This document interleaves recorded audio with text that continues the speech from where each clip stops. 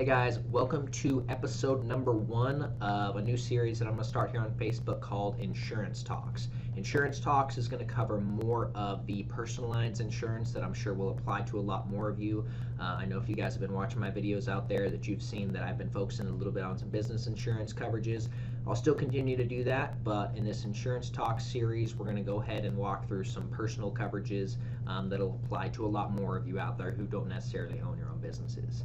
So for episode 1 here, I decided that we were going to go over renter's insurance. I'm sure a lot of you out there are either renting a house or renting an apartment. So I want to go ahead and walk through the different coverages with renter's insurance, how exactly they work, and kind of what I would recommend. So there's basically 4 different coverages on your renter's insurance policy. The first coverage, which is the most important, is your personal property coverage. Pretty much the reason why you get renter's insurance is to cover the personal property that you either have within the home or within the apartment that you're renting. Now, personal property coverage will cover a majority of the personal property that you have: bed, clothing, kitchen items, things like that. Now, there are some certain restrictions on certain items. So you're going to be capped on some certain items. So I would definitely double check with your insurance agent on your renter's policy if you have some things where you either have a lot of them or you have some specialized equipment or some very expensive items. You obviously want to make sure that those are covered before something happens to them and not find out after the fact that those items aren't fully covered. So I would definitely check with your insurance agent, make sure that those things are covered, and get it put on your policy. It's probably not going to really cost you that much more to do so. One important thing on personal property coverage is a lot of policies out there will come standard with actual cash value coverage.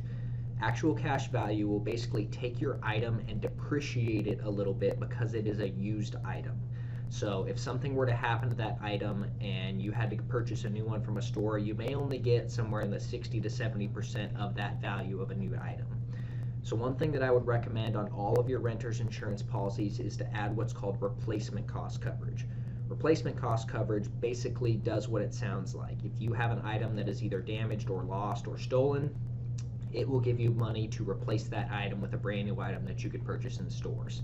It typically is going to cost you somewhere in the $3, $4, $5 more a month to add that onto your insurance policy. But with renter's policies really only costing somewhere between $10 and $25 probably a month, it makes a big difference to have it on there so that you make sure that if something does happen, you're getting the full value for your items. The second coverage that I wanted to go ahead and walk through is loss of use coverage.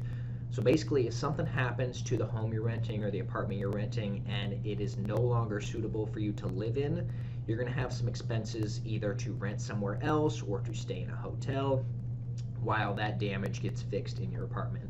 So loss of use coverage gives you some money to obviously either pay for a hotel or rent a different place. If you guys need it, let's say something happens in that first night you're out and you don't have any food, you don't have any kitchen utensils or anything, it can help pay for getting you guys some dinner for a couple nights. Definitely a nice coverage to have on there. Typically it's a pretty low amount, somewhere around the 5, 6, 7,000, but you definitely can raise that up. So if it's a situation where you are a family and you have people that are relying on it, and if something were to happen to the place you guys are renting that you would really need to rent something else for like 6 months, you may look at bumping up that loss of use coverage to in the $15,000, $20,000 range, just to make sure that you have enough in there if something were to happen that would allow you guys to find somewhere else to live while your place is getting fixed up. Third coverage on there is a coverage that's on your auto insurance, homeowner insurance, everything. It's your personal liability coverage. So basically, if someone were to make a claim that they were either injured or had some property damage while they were in your apartment or while they were on your rented property, they could sue you and make a claim there. Your personal liability coverage would cover those lawsuits, obviously up to your policy limits. So it's always good to have your liability a little bit higher. I recommend it on personal line stuff, like on your auto insurance. The more liability coverage that you can have is typically the better. Sometimes that's not always the case. Sometimes, we don't want to have too much on there and you don't want to have more than you need. But a lot of times I see people with renter's policies put the bare minimum on there. And really, you probably want to look at making sure that whatever liability coverage you choose is one that is accurate for your situation. Finally, the last coverage on there is called guest medical.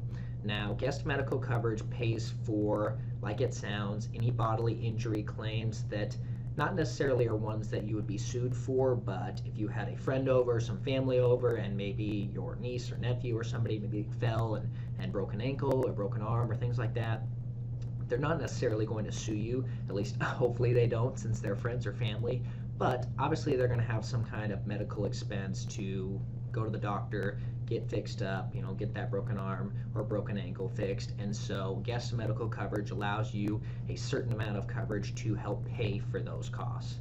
Typically on a renter's policy, guest medical coverage is going to be somewhere either in the $1,000 or $2,000 or in the $5,000 range. A lot of times this can't go higher because guest medical coverage is really designed for lower amount of claims, not really high value claims or anything like that. But I would definitely recommend at least having that $5,000 coverage on there, because the last thing that you want is to have friends or family over and something to happen and they're nice enough not to sue you, but then they're obviously paying out of pocket for something. So it's nice to be able to offer that if you guys do have a renter's policy. Like I mentioned at the start of the video, renter's insurance is pretty darn cheap. It's somewhere around the $10 a month to $25, $30 a month, depending on how much stuff you have. If you have a house, it's obviously going to be probably a little bit more, because typically if you're renting a house, you have more personal property within that house. If you have a small one-bedroom apartment, it's probably going to be less because you're obviously not having as much personal property. Also depends on what type of thing you're renting, if you're renting a house or an apartment, and where you're renting it. But it's definitely a coverage that I recommend to anybody out there who has renters, who is renting anywhere. It is a great policy and does a lot for you for not a lot of money.